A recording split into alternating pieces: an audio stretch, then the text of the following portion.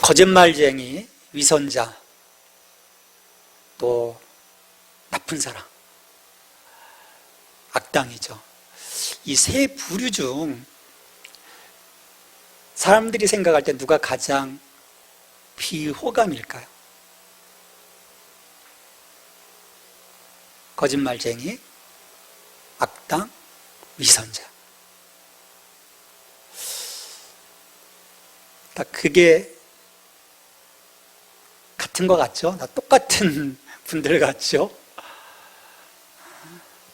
이걸 실험해 본 사람이 있습니다. 미국 노스 웨스턴대 질리언 조던 교수 연구팀이 이걸 실험으로 해본 거예요.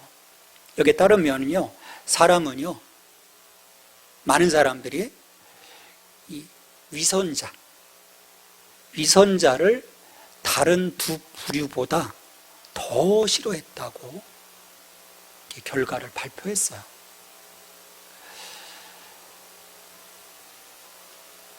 이 거짓말쟁이는 늘 거짓말하니까 아유 저 거짓말쟁이.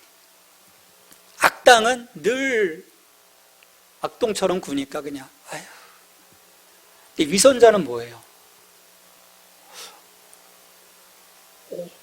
정말 괜찮게 봤는데. 또 보면 그런데 어떤 도덕적 기준을 가지고 막 남을 막 그러면서 자기는 나는 좀 괜찮은 사람이야. 근데 어느 날 알고 보니까 더한 거예요. 사람들 그럴 때 충격이 오는 것 같아요. 믿는 도끼에 발등 찍힌다라는 말이 그런 의미가 아닌가 생각을 해요. 충격을 받는 거죠.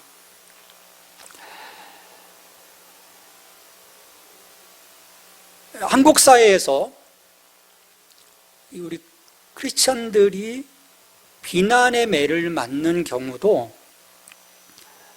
크리스천들에게서 이런 그 위선의 모습을 보았기 때문이라 저는 생각을 합니다.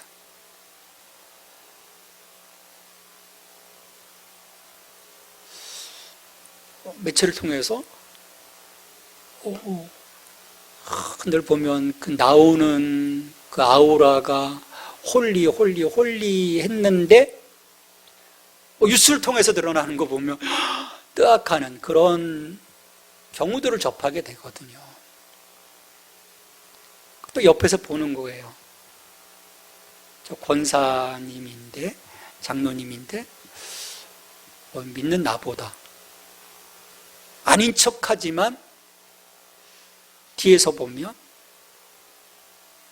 그런 모습들을 딱 보게 되는 순간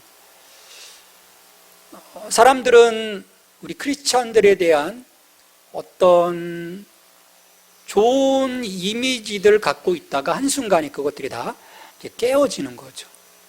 실은 한국 사회에서는 저는 크리스찬들의 좋은 이미지들이 너무 무너졌다라고 생각을 해요. 그러니까 뭐라고 말을 해도 잘 믿지 않습니다.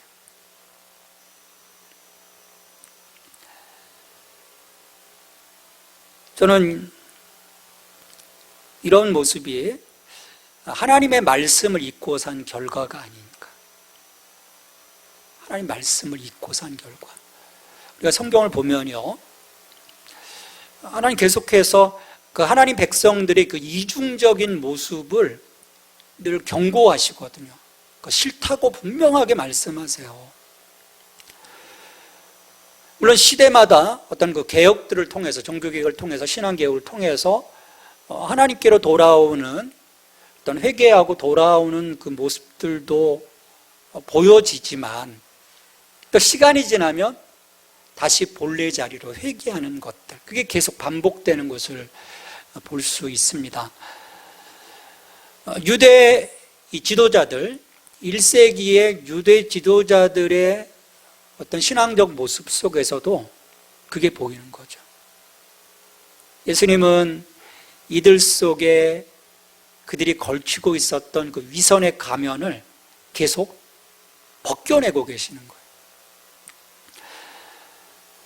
우리가 계속해서 이제 몇 차례 그 논쟁들, 어떤 비유들을, 하나님 나라 비유들을 이어져 같이 계속해서 나누고 왔는데, 그 속에서 예수님은 그들의 그 위선적인, 그 이중적인 그 모습들을 들춰내시고요.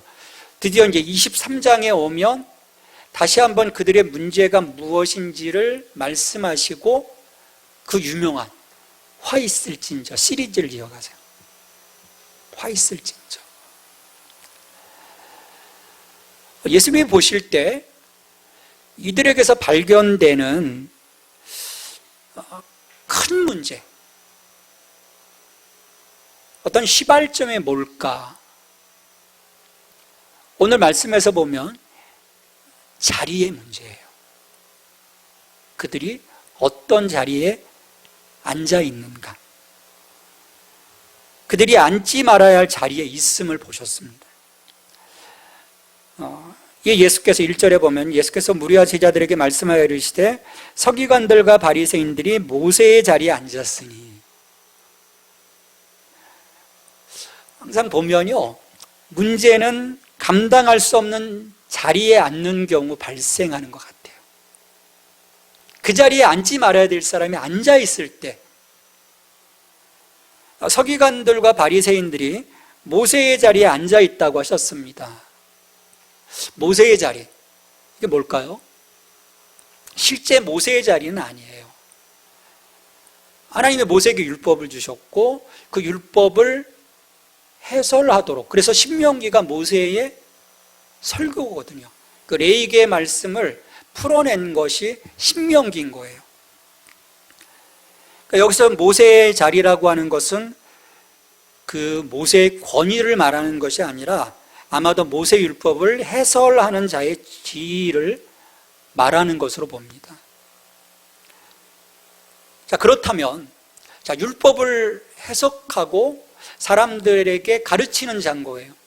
그렇다면 율법을 해설하는 자에 걸맞은 지도력과 삶을 보여주어야 거기에서 권위가 세워지는 것 아니겠습니까? 그 자리에 걸맞지 않은 사람, 개인적인 욕심으로 앉아버렸다면 그가 짊어져야 할 그 막중한 그 책임, 의무, 보여줘야 할 본들을 보여주지 않는다면 문제가 발생하는 거죠. 그러니까 우리 삶에서요, 어떤 공동체 안에서, 조직 안에서 계속 이런 문제들이 발생하는 건 보면 그 사람이 감이 아닌데, 전혀 그 자리에 걸맞는 어떤 지도력을 펼칠 만한 능력이 없는데 욕심으로 인해 그 자리에 있을 때,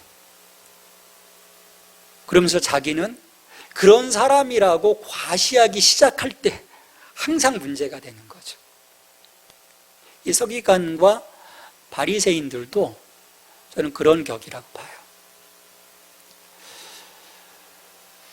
저는 이 서기관과 바리새인들의 이런 그 행태를 보면서요, 내가 하나님의 자녀로서, 크리스찬으로서 나의 자리를 늘 돌아보는 일, 그래서 매우 중요하다고 생각을 합니다.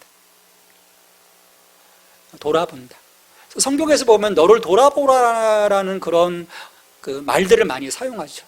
너를 돌아보아. 뭐 뒤돌아보라는 것이 아니거든. 나의 모든 삶을 한번 좀 점검하라는 거죠. 너 정말 거기에 제대로 있니? 있어야 할 자리에 있니? 말해야 될 거 말하고 있니? 생각해야 될 거 생각하고 있니? 그 관계 안에서 네가 잘 풀어가고 있니? 샬롬이 있니? 돌아보라는 거죠. 나는 지금 어느 자리에 앉아 있는가? 누군가에게 영향력을 미칠 만한 그런 자리에 앉아 있으면서 나는 그 책임을 정말 감당하고 있는가? 부모라면 부모로서의 그 책임에 맞는, 그러면서 아이들 속에 그 거룩함을 내가 흘려보내고 있는지, 남편으로서, 아내로서, 어떤 조직 안의 한 일원으로서 정말 나는 내 자리에 필요한 것들을 세워가고 있는지, 이들이 모세의 자리에 앉고 싶다면 모세와 같은 책임을 져야 하는 거죠. 모세와 같은 책임. 그러니까 예수님에게 바리새인들과 서기관들이 비난받은 이유는 그 자리를 그들이 감당하지 않는 그 무책임함. 어떤 특권은 누리려고 하면서도 그가 감당해야 될 책임에 대해서는 무책임했던 그 부분을 예수님은 계속해서 보고 계십니다. 그래서 13절의 화 있을진저에서도 그런 부분들을 계속 꼬집어내십니다. 서기관은 물론 토라를 해석하는 전문가예요. 바리새인은 신학자들입니다. 신학적인 전문가들이죠. 근데 그들이 그것들을 통해서 백성들에게 어떤 그 영적인 유익함을 주지 못한 거예요. 자기들의 유익함은 누렸는데 정작 이걸 필요로 하는 사람들에게는 어떤 것도 주지 못한 거죠. 이기적인 거예요. 우리의 그 신앙 안에서의 하나님 보시는 것은 그 이기적인 부분이 아니거든요. 연합인 거예요. 몸인 거죠, 몸. 그래서 예수님께서는 자기의 그 자리에서의 어떤 그 유익함을 누리면서도 다른 어떤 책임과 의무를 다하지 못하는 이들의 결격 사유들을 오늘 말씀에서 보면 5가지 특성을 들어서 제자들과 무리들에게 말씀해 주고 계세요. 제자들에게. 왜냐하면 제자들은 언제나 보면 예수님은 어떤 본을 보여주셨는데 이 친구들은 계속 높아지고자 하는 마음들을 갖고 있었거든요. 계속해서 예수님 말씀해 주셨는데 나는 지배하려는 자가 아니라 섬기려 하는 자로 왔다라고 말씀하셨음에도 불구하고 계속해서 호시탐탐 높아지고자 하는 것들을 생각해 왔거든요. 그러니까 오늘 이 5가지의 특성과 화 있을진저를 통해서 너들 정말 이 길을 가려고 하니? 이 길은 아니다라고 이제 말씀해 주시는 거죠.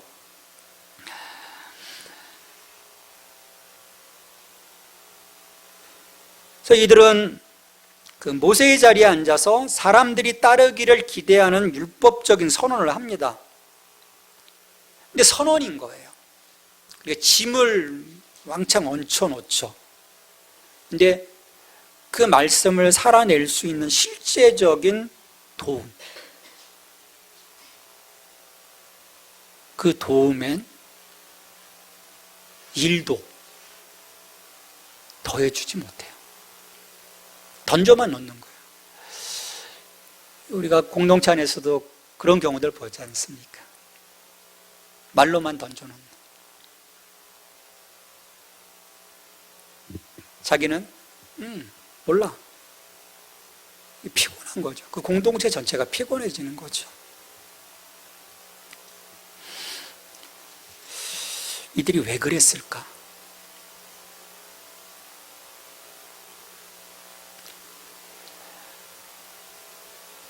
유대사회 전체가 어떻게 보면 이들의 던져놓은 이 율법의 이 화두로 인해서 오히려 걱정하고 긴장하고 두려워하는, 그러니까 본래 하나님이 율법을 통해서 다가오시는 그 아버지로서의 어떤 그 이미지를 느끼기보다는 늘 엄하고 또 심판하시고 어떤 그 두려움, 하나님을 잘못 대하는.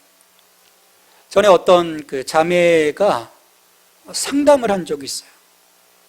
그 교회가 계속해서 종말론적인 것들을 가지고 억누르는 거예요. 하나님의 심판. 이 자매가 사색이 된 거죠. 왜냐하면 우리의 공동체 안에 드려지는 그 예배와 이 교회 모습 속에서 하나님이 기뻐하시는 건 뭐냐면 그 하나님의 그 신령함으로 채워지고 그 사도 바울이 얘기했던 것처럼 신령한 복 가운데 우리가 세워져 가는 거거든요. 그걸 누리는 거거든요. 근데 이들은 이 백성들로 하여금 신령하고도 영적인 유익을 전혀 누리지 못하게 만든 거예요. 오히려 힘들게 만드는 거죠. 그건 하나님 앞에서의 그들이 갖고 있는, 아까도 우리 동훈 형제 처음에 서두에서 얘기했지만 진정성의 결핍입니다. 하나님 앞에서의 신앙에 대한 진정성, 이거 어떻게 보면 다 위선인 거죠. 가짜인 거죠. 그러니까 철저히 이중적입니다. 철저히. 이것은 오늘 기독교 지도자들 뿐만 아니라 모든 그리스도인에게도 언제나 자리할 수 있는 위험이라고 생각해요.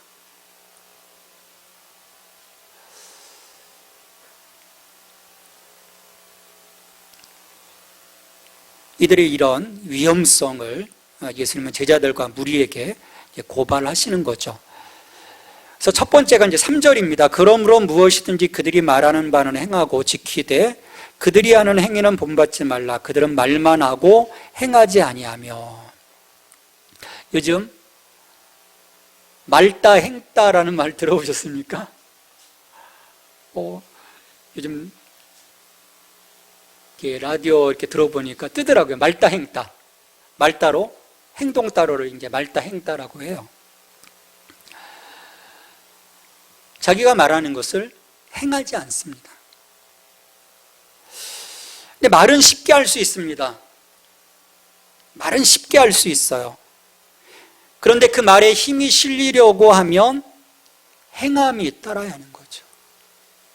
그래서 우리의 그 믿음에 있어서도 어떤 행함, 내 말을 듣고 지켜 행하는 자가 반석에 집을 지은 자와 같다라고 말씀하신 것도 같은 맥락인 거죠. 근데 이 말과 행함의 이 엄청난 이 간극, 틈이 유대인들에게도 마찬가지고 오늘날 우리들의 모든 모습 속에서도 가장 큰 문제라고 보는 거죠. 이 말과 행동의 이 엄청난 간극.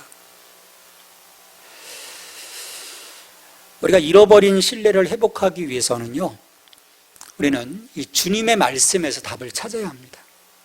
요한복음 13장 15절 말씀 우리 같이 읽겠습니다.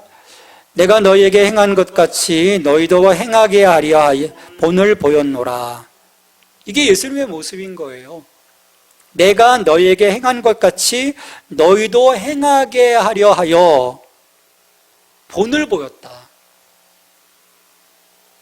서기관과 바리새인들은 그냥 말만 하는 거예요. 너희들이 이렇게 해. 이거 지켜야 돼. 근데 예수님은 그 말씀과 더불어 그 본을 보여주시는 거죠. 우리가 모든 삶의 자리에서 하나님의 말씀으로 살아간다면, 그것이 내 아이의 삶의 실천적인 어떤 그 행함으로 드러난다면, 순종으로 드러난다면, 저는 분명 내가 속한 이 모든 삶의 자리에서요, 거룩한 혁명이 일어나리라고 생각을 해요. 변화되는 거죠. 나로 인해서 조금씩 조금씩. 둘째로 이 사람들은 다른 사람들에게 율법의 무거운 짐을 지우도록 했지, 자기들은 손 하나 까딱하려 하지 않았습니다. 한마디로 무책임한 거예요. 4절 말씀에 또 무거운 짐을 묶어 사람의 어깨에 지우되 자기는 이것을 한 손가락으로도 움직이려 하지 아니하며. 무겁고 감당하기 어려운 여러 짐들인 거예요. 이게 지난번 말씀드린 613개 조항의 율법 조항들. 이건 사람들, 보통 사람들이 지키기에는 너무나 가혹하고 무거운 짐인 거예요. 그러니까 자기들이 지기도 감당하기 어려우니까 중한 율법, 그냥 조금 가벼운 율법, 또 그것도 힘드니까 늘 이게 뭐 이렇게 막 머리가 아프니까 예수님께 와서 물은 거잖아요. 가장 큰 계명이 뭡니까? 이거라도 지켜야 되겠다는 생각인 거죠. 이 초대교회에서도요, 이와 같은 유혹을 받은 적이 있어요. 사도행전 15장에서 이제 예루살렘 공의를 하지 않습니까? 그래서 이방인들이 새로 막 예수를 믿게 되니까 어떻게 해야 돼? 야, 이들에게 할례도 행하고 율법도 지키게 하자. 이렇게 짐을 지우는 거예요. 예수님은 와서 그 억압의 사슬을 끊어버리셨는데, 율법의 멍에를 끊어버리셨는데 다시 막 집어놓으려고 하는 거예요. 그때 베드로가 말합니다. 그런데 지금 너희가 어찌하여 하나님을 시험하여 우리 조상과 우리도 능히 매지 못하던 멍에를 제자들의 목에 두려느냐. 그들은 감당하지 못했던 거죠. 그러니까 감당하지 못했던 그 짐 앞에 계속 서 있다 보니까 그 마음이 얼마나 무거웠겠어요. 우리 아이들도 그렇잖아요. 이 아이들이 감당할 수 없는 어떤 그 억압을 했을 때, 행동에 대한 억압을 했을 때 이 아이들이 힘들어할 수밖에 없거든요. 얼마나 힘들었겠어요.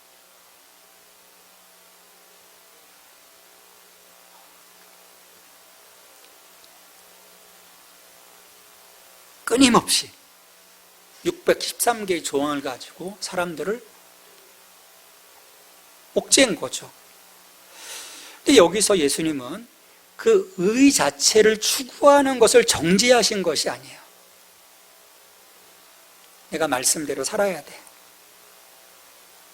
어떤 막 부담 갖고 있는 것 막 그런 것을 정죄하신 것이 아니고, 내가 이 행함을 통해서 의롭게 되고자 하는 그 노력, 거기에서 나타나는 그들의 잘못된 태도와 관습을 지적하시는 거죠. 하나님이 율법을 왜 주셨을까요? 그 율법을 통해서 네가 거룩해지도록? 아닌 거예요. 그 율법 앞에 설 때 주님, 우리 은혜로밖에 설 수 없군요 라고 하는, 자기 자신을 돌아보는 거죠. 이걸 살아내야 돼.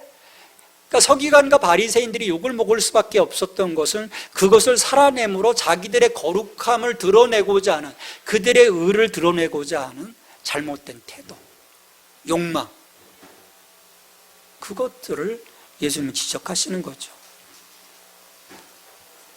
결국은 이들이 자신들의 율법적 제도에 헌신하다가 하나님 나라의 역사를 놓쳐버리는 거예요. 하나님 나라는 이게 아닌데,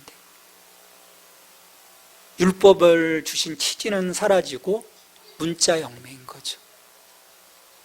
여러분, 우리가 신앙하면서요, 이 문자 하나하나의 얽매이기 시작할 때 우리에게 주신 자유는 박탈당합니다. 너무 힘들어지는 거죠.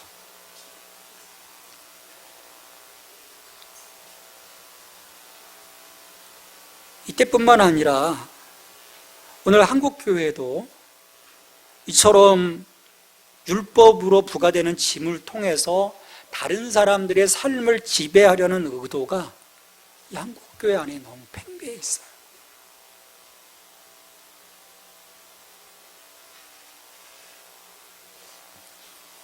주님의 몸 되신 교회 안에서 은혜와 자유가 있어야 되는데 억압하는 거죠. 소위 종교 권력이에요. 이건 결코 하나님 일도 아니고요, 신앙적인 삶도 아니에요. 주변에 그런 사람들이 보인다면요, 깨우쳐줘야 돼요. 뭐가 은혜인지.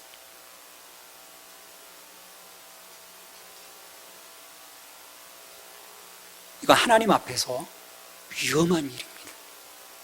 하나님 나라를 거스르는 일이에요. 실제로 이 사람들은 자기를 과시하기 좋아했습니다.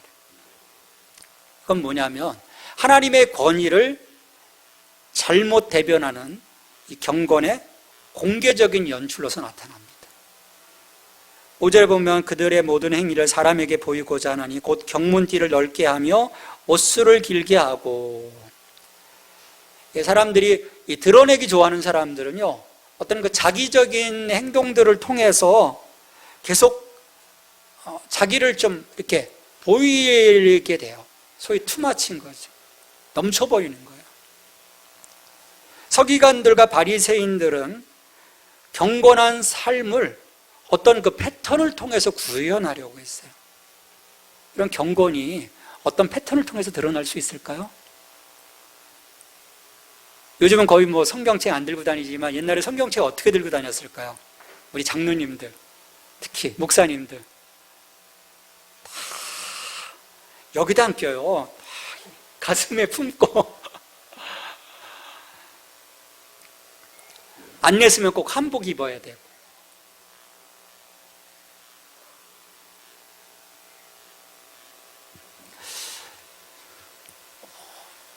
어떤 자기의 경건함, 경건성과 거룩함을 어떤 삶의 패턴으로 드러내려고 하다 보면 하나님을 다 가리게 돼요. 하나님이 거기에서 제외됩니다. 그러니까 나에게 관심을 끌도록 하는 거거든요. 저분. 언어로도 마찬가지고. 기도할 때. 우리 지체들 가운데는 그런 기도하시는 분이 없어서 너무 좋아요. 우리 오래된 교회들 가서 보면 창세기부터 요한계시록까지 쫙 기도가 이어지죠. 한 15번 기도하시는 분도 봤어요.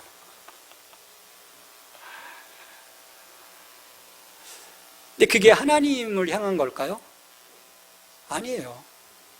나 이렇게 내 기도는 이래. 자기 과신 거거든요. 우리의 믿음은요, 삶의 진정성, 그것을 갖고 살아내는 겁니다. 아까 우리 아이들의 그 갈등 속에서 그걸 보게 되잖아요. 작은 갈등이지만 이 진정성을 내가 갖고 있는가?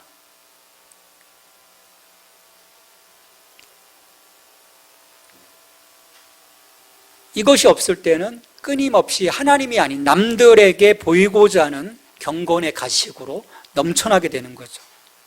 이건 종교적으로 두드러진 옷을 입는 것, 또 종교적으로 특출한 자리를 차지하는 것.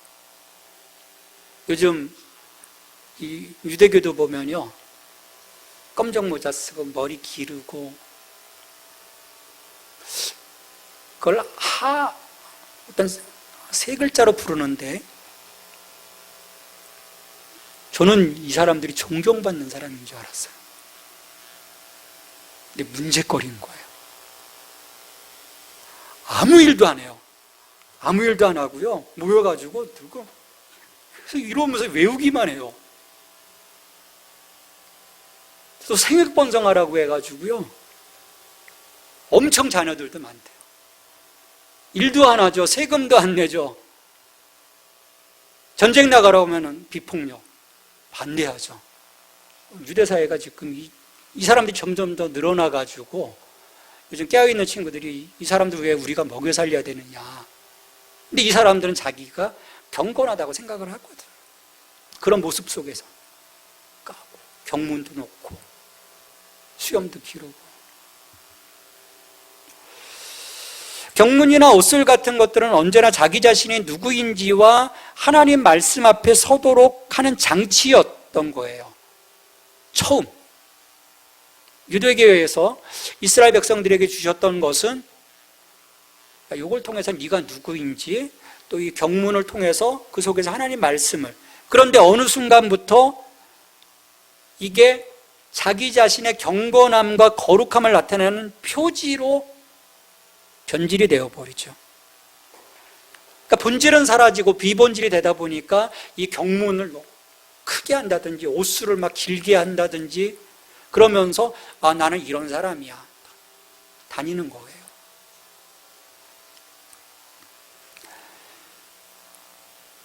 우리 목회자들 가운데요, 저는 아예 다 벗어버렸죠. 목회자들 가운은요 간단합니다. 검정색이에요. 여름 겨울 할 것 없이 검정색입니다. 근데요, 어느 순간부터 박사님들이 많이 생기면서요, 세 줄이 들어가고 뭐 파란색이 나오고 하늘색이 나오고, 그게 다 뭘까요? 나야 나. 오늘 밤 주인공은 나야 나. 하나님은 사라지고 그 속에서, 그 하나님이 없는 그 속에서 그 예배가 정말 예배일까? 이게 마음이 아픈 거죠.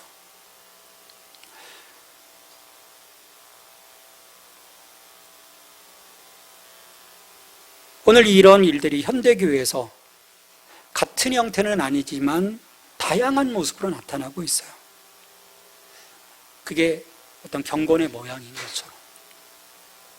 그러니까 하나님 무엇을 보실까? 이런 것들 보시면서 하나님 감탄하실까? 우리 하나님은 뭘 보시는 분입니까? 형식이 아닌 거잖아요. 중심을 보시는 거예요. 물론 형식도 중요하지만 그 형식 안에 중심이 없다면, 그 마음 중심이 거짓된 거라면 하나님 역겹다고 하셨잖아요. 스타일이나 어떤 치장이 중요한 것이 아닙니다. 이건 우리 예배에서도 동일해요. 그러기에 이런 치장은 사람을 의식하는 것입니다. 하나님이 무슨 꽃을 봉헌했느냐 그거 보실까요? 그 꽃을 올려놓은 사람을 보시는 거죠.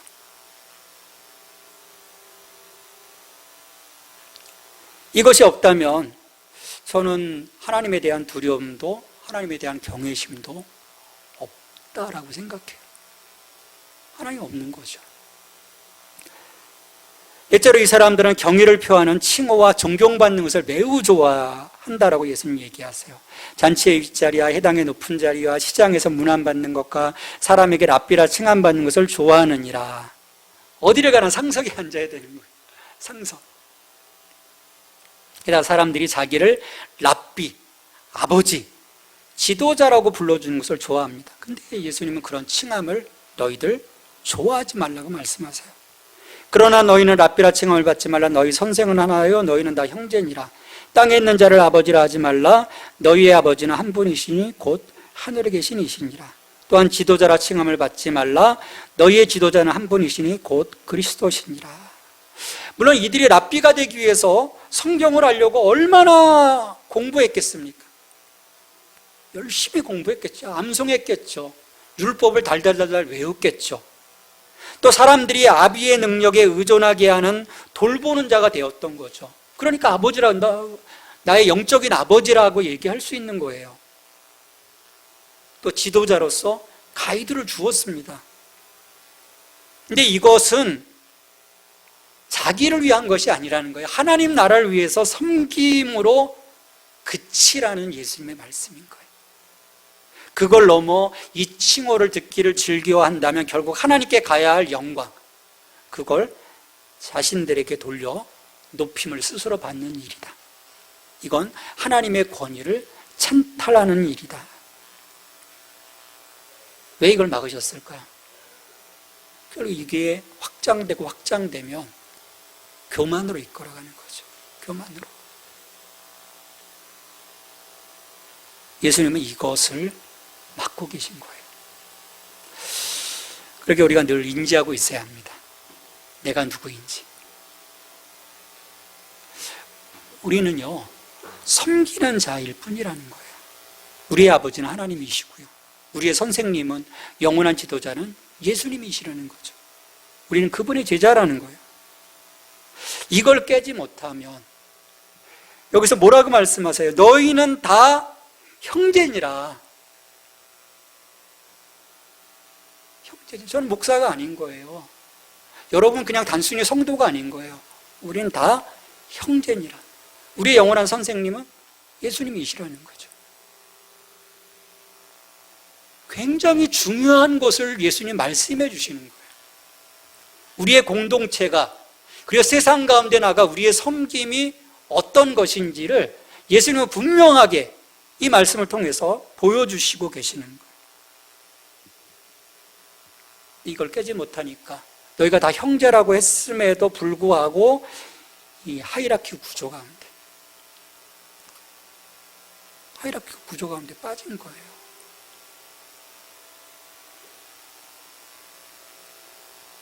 이 사도 바울은 이 빌립보서 2장 3절에서 아주 중요한 말씀을 하죠. 아무 일에든지 다툼이나 허용을 하지 말고 오직 겸손한 마음으로 각각 자기보다 남을 낮게 여기고. 마지막으로요, 이들은 사역을 오해했습니다. 사역을 섬김의 기회로 보기보다는 어떤 경영의 영역 혹은 인정받기 위한 수단, 기회로 보았어요. 그런 그들을 향해서, 그런 제자들을 향해서 예수님 말씀하시는 거죠. 너희 중에 큰 자는 너희를 섬기는 자가 되어야 하리라.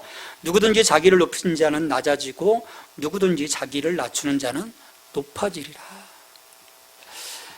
예수님의 말씀이, 이 마지막 예수님의 말씀이 언제나 우리들에게 걸림돌이에요. 말로서는 이해가 돼요. 말로서는 이해가 돼요. 그러니까 처음에는 한번 적용해 봅니다.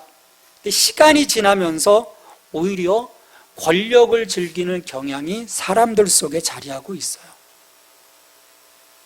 지배와 어떤 섬김이 아닌,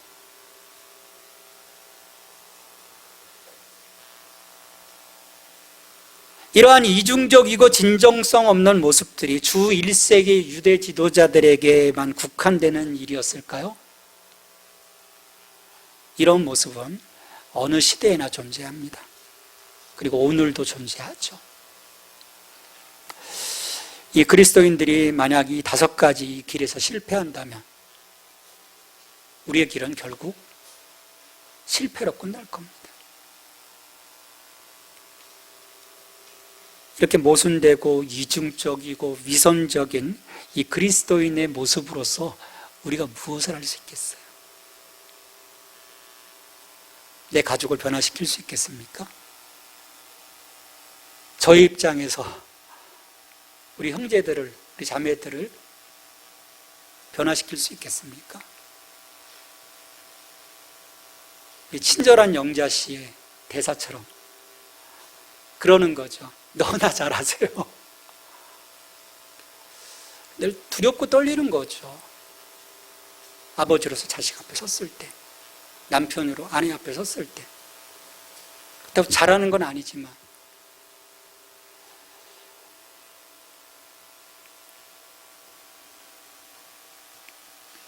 예수님은 이런 인생들에게 펼쳐질 화를 선포하실 겁니다. 정말 돌이키지 않는다면. 그래서 예수님은 오늘 말씀에서 고발되고 있는 이들 바리새인과 서기관들의 행동을 통해서 이런 이중적이고 위선적인 신앙의 삶을 넘어서도록 우리에게 요청하고 계시는 거예요. 거짓된 리더십을 이 제자들에게 경고하시는 거예요. 너희들 지금 욕심내고 있는 리더십, 이거 거짓된 거야. 그리고 그들의 잘못된 모범을 따르지 말 것을 엄하게 명하시는 거죠. 그래서 우리가 서 있는 모든 자리를 새롭게 해야 합니다. 내가 있는 그 모든 자리에서 나를 좀 새롭게 해야 돼요. 하나님 나라 복음은요, 은혜입니다. 은혜예요. 하나님의 호의를 얻기 위해서 어떤 행위가 실은 필요하지 않아요. 우리들은 사람의 행위와 상관없이 그들을 섬기고 사랑하고 용납하는 그 은혜, 예수님을 통해서 보여주신 그 은혜를 우리가 보아야 되고요. 그걸 맛볼 수 있어야 되고요. 맛보았으면 그것을 살아낼 수 있는 것. 그게 우리의 예배 속에서 경험되어지고, 그리고 그런 그 삶을 살기를 결단하는, 그래서 파송되어서 저 삶의 자리에서 그 삶을 살아내고 그 속에서 느껴지는 은혜를 가지고 와서 다시금 하나님을 찬양하고 예배하는, 이것이 매주일 반복되어질 때, 그리고 다시 오실 그 주님에 대한 어떤 종말론적인 그 신앙의 삶, 그래 주님이 오실 거야, 다시금 세워지실 거야, 하나님의 나라, 이 영원하지 못한 이 땅들은 무너질 것이고 하나님의 통치하심이 이루어질 거야 라고 하는 그 신앙 속에 있다면 여러분, 우리는요 달라질 수밖에 없는 거예요. 달라지지 않는다면 그게 문제인 거예요. 그게 경험되지 못한 거죠. 실제화되지 못한 거죠.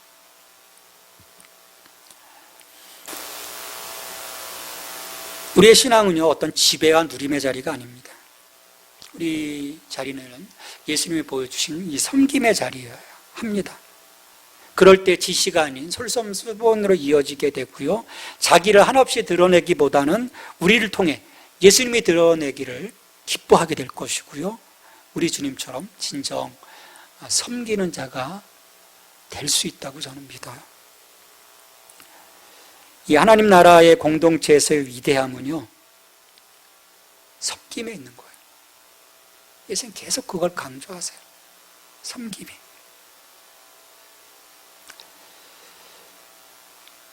종의 모델, 이걸 우리에게 요청하시는 거죠.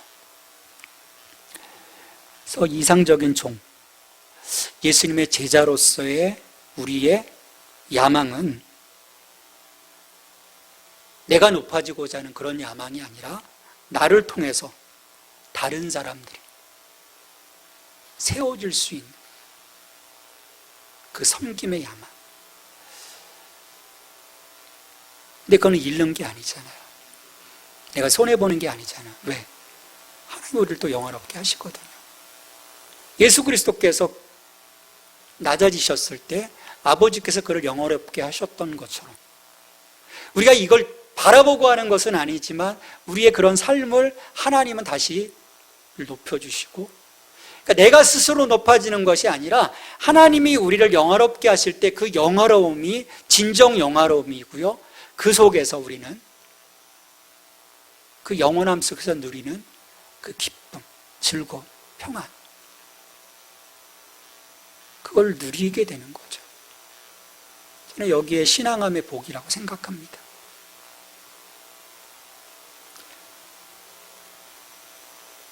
이런 인생들을 향해서 우리 주님은 선포하실 것입니다. 복이 있을진저. 복이 있을진저. 이 복의 선포함 가운데 살아갈 수 있는, 주님의 이 복 주심을 통해서 나도 축복의 통로가 될 수 있는 저와 여러분이 되기를 축원합니다. 하나님 감사합니다. 우리를 불러주시고 예수 그리스도를 통해서 우리에게 보여주신 그 섬김의 길을 따라갈 수 있도록 우리에게 말씀하시오니 주님 오늘도 순종할 수 있게 하시고 믿음의 그 진정성을 가지고 그 삶을 살아내기를 기뻐하는 저희들이 될 수 있도록 도와주시옵소서.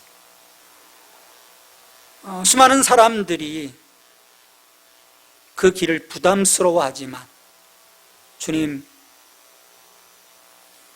이 길에 서 있기를 힘들어하는 저희들이 아니라 우리의 손을 잡아주시고 이끌어주시는 그 은혜 안에서 이 길 걸어가기를 기뻐하게 하시고 이 길 끝에서 우리를 안아주시는 그 주님의 은혜, 주님의 사랑, 그것들을 기대할 수 있는